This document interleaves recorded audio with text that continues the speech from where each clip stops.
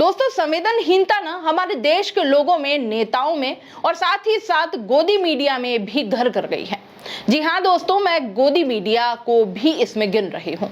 आप सभी जानते हैं कि उत्तर प्रदेश में कितनी बड़ी त्रासदी हुई है। हाथरस की मैं बात कर रही हूँ। 121 या 122 लोगों की जान जाना क्या कोई छोटी बात है? नहीं, छोटी नहीं है। लेकिन किसको फर्क पड़ रहा है? मैं बताती हूं, फर्क पड़ रहा है उन 116 महिलाओं के परिवारों को। जी हां दोस्तों, भारत में ना महिलाएं जो हैं वो हमारे घर की धुरी होती है। सब कुछ जैसे उनके आसपास घूमता है, वो एक केंद्र बिंदु है। आप सोचिए, केंद्र का होना मतलब हर चीज घूम कर वहीं आएगी, आसपास ही घूमेगी। यकीन नहीं तो देखना उस घर को या परिवार को जिसमें कोई महिला नहीं है। आप शायद बहुत अच्छे से समझ पाएंगे। कई परिवार उजड़ गए, कई बच्चों के सर से मां का साया उठ गया, और मां का जाना क्या होता है ये मुझे बताने की आपको जरूरत नहीं। उत्तर प्रदेश के भोले बाबा के संत समागम में सत्संग में जाने वाली इन महिलाओं और बच्चों की लाशों को देखकर हर कोई सिहर उठा है। जिधर देखो उधर सिर्फ और सिर्फ लाशें ही लाशें, लाशों का ढेर। कई दूध मुहे बच्चे जिनकी दूध की बोतलें तक वहां बिखरी पड़ी मिली थी। आप सोच सकते हैं वो मंजर। लेकिन इसके लिए नेताओं की जवाबदेही कौन तय करेगा? हालांकि योगी आदित्यनाथ ने घायलों से मुलाकात की है, मुआवजे के तौर पर 2 लाख की घोषणा भी की है, लेकिन क्या ये काफी है? घटना क्यों हुई, इसके पीछे क्या अव्यवस्थाएं रही? क्या प्रशासन की जिम्मेदारी तय नहीं की जानी चाहिए थी? इतने लोगों का आयोजन बिना किसी चाक चौबंद व्यवस्था के कैसे करने दिया गया? अनुमति दी ही कैसे गई बिना ये सब सुरक्षा की व्यवस्था के बिना? जनता से भी क्या ही कहे। वर्ल्ड कप मिलने की खुशी ही इतनी भारी है भाई साहब कि नरीमन पॉइंट पर पैर देने की जगह नहीं बची, लेकिन इतने बड़े हादसे पर मदद के हाथ कम पड़ गए। ये संवेदनहीनता ही तो है, और क्या कहेंगे आप इसे बताइए। और फिर आखिर में आता है मीडिया, गोदी मीडिया, जिसे सत्ता के तलवे चाटने से ही फुर्सत नहीं है। उसे तो पीआर संभालना है, सवाल थोड़ी पूछने हैं। भोले बाबा का महिमा मंडन चल रहा है। कौन थे, कितना पैसा था, कितने धन कुबेर थे, कहां से आए, कैसा घर, कैसा क्या। प्रधानमंत्री का संसद कवरेज चल रहा है, घंटों शोज हो रहे हैं, डिबेट हो रही है, लेकिन यूपी की इस घटना के लिए मोदी जी से कोई नहीं पूछ पाया कि आप वहां क्यों नहीं जाते। संसद में इस पर चिंता जाहिर की, मैं मानती हूं, लेकिन वो क्यों वहां पर नहीं जा सकते ये कोई नहीं पूछ रहा। जहां भी बड़ी घटनाएं होती है प्रधानमंत्री वहां कभी नहीं जाते, लेकिन फुटेज लेना हो तो पहले हाजिर। देखिए आप टीम इंडिया को घर बुलाकर किस तरह से फोटो शूट हुआ है, ट्रॉफी के साथ भी। यही नहीं, फोन पर भी बात की है रोहित शर्मा, विराट कोहली से। तो यहां पीड़ितों से 1-2 से ही सही बात कर लेते, फोन से ही कर लेते।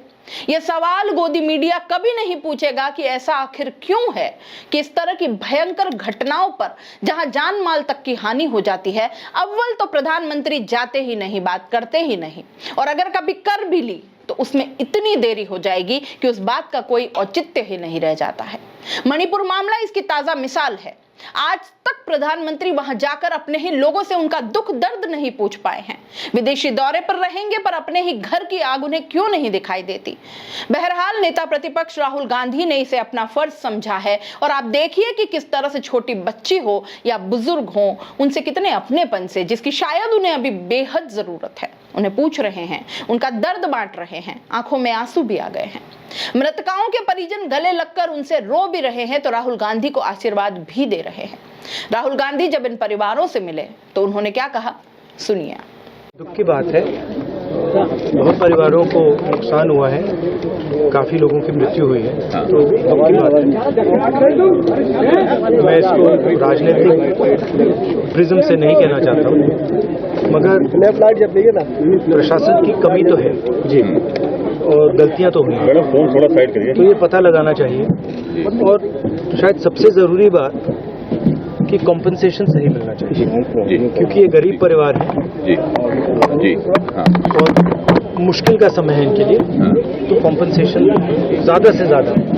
और मैं यूपी के चीफ मिनिस्टर से विनती करता हूं कि दिल खोल के कॉम्पनसेशन करें।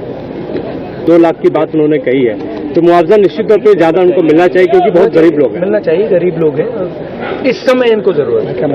अगर आप मैडम जवाब देने दीजिए, इस समय इनको जरूरत है। अब आपने 6 महीने बाद दिया, 1 साल बाद दिया, डिले किया, तो उस उससे किसी का फायदा नहीं मुझे होगा। जल्दी से जल्दी देना चाहिए और जितना दिया जा सकता है दिल खोल कर देना चाहिए। सर परिवार वालों से आपकी बात हुई, उन्होंने क्या कुछ कहा?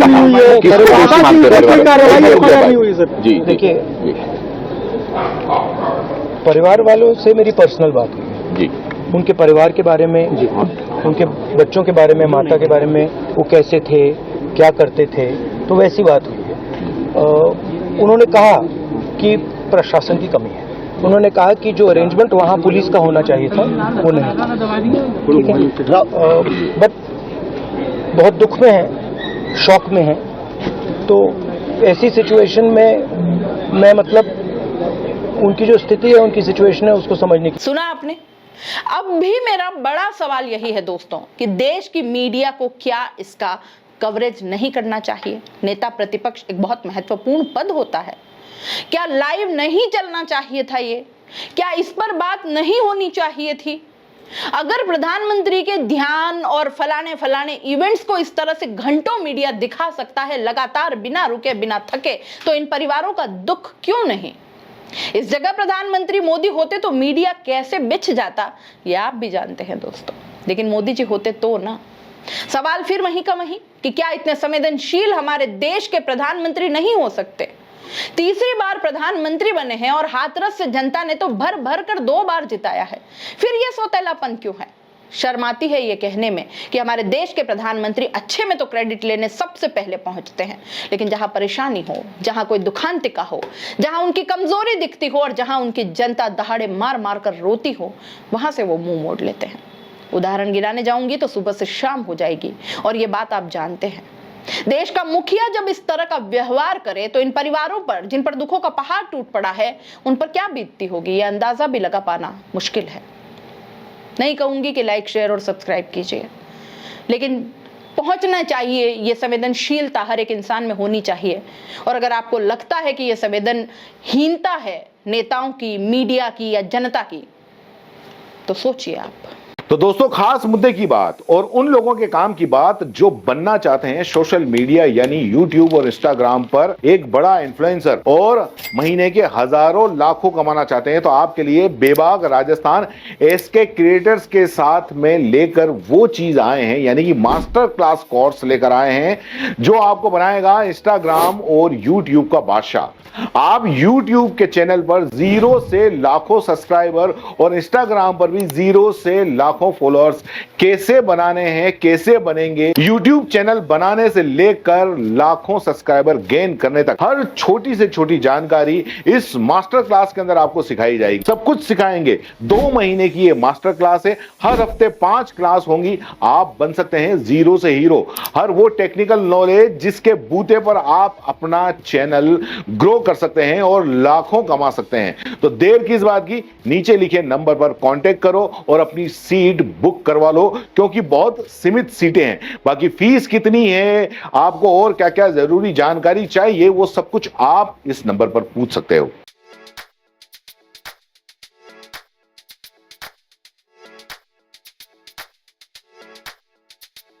R&T ग्रुप ऑफ कॉलेजेस, यहाँ आपको मिलता है world class infrastructure in India, well equipped science laboratories, agriculture की यूनिक सीड लैब भी, digital library, computer lab with AI technology, digital board सभी छात्रों के लिए, ऑनलाइन स्टूडेंट्स के लिए पॉडकास्ट रूम भी अवेलेबल है। चित्तौड़गढ़ जिले और MLSU उदयपुर का एकमात्र एक्रीडेटेड कॉलेज। कोर्सेज हैं जिनमें BCA, BCom, BSc, bio, maths, agriculture, BA, B.Ed, BA, B.Ed, BSc, B.Ed, BSTC, MA, MSc, MCom।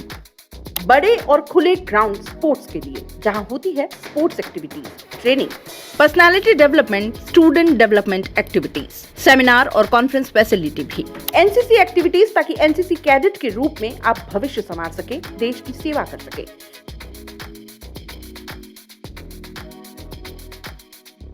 ये विजन है R&T and Vivekananda group of colleges के चेयरपर्सन डॉक्टर वसीम खान का। तो आज ही ज्वाइन करें R&T and Vivekananda group of colleges.